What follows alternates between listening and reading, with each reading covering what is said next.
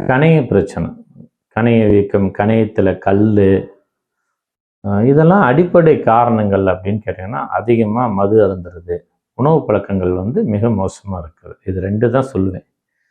So யாரெல்லாம் இந்த உணவு பழக்கங்களை அதிகமான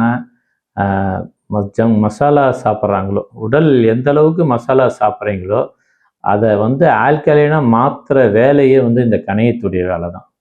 ஸோ நம்ம உடம்பு ஆல்கலின்னு சொல்லக்கூடியது மசாலா இல்லாமல் இயற்கைத்தனமான தன்மையை மாற்றக்கூடிய ஒரு உறுப்பு அப்படின்னா கணையத்துடைய வேலை தான்.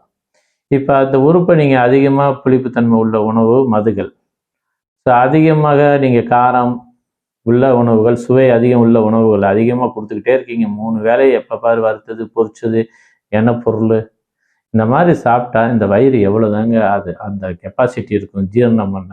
ஸோ அந்த ஜீரணம் பண்ணக்கூடிய கெப்பாசிட்டி எப்போ இந்த வயிறு இழக்க ஆரம்பிக்குதோ அப்போ தாங்க இந்த கணையத்திலலாம் பாதிப்பு உருவாக ஆரம்பிச்சது.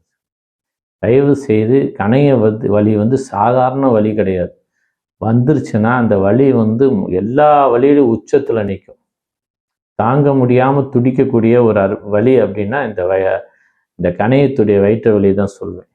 அதனால் இன்னைக்கு பார்த்தீங்கன்னா குழந்தைங்கள் கூட இந்த பாதிப்பு வர்ற அளவுக்கு உணவு பழக்கங்கள் மிக மோசமாக போயிட்டுருக்கு. அடிப்படை விஷயங்களை புரிஞ்சு ஆரோக்கியமான உணவு பழக்கங்களை கடைபிடிச்சாவே இந்த நோயிலேருந்து வெளியே வரலாம்.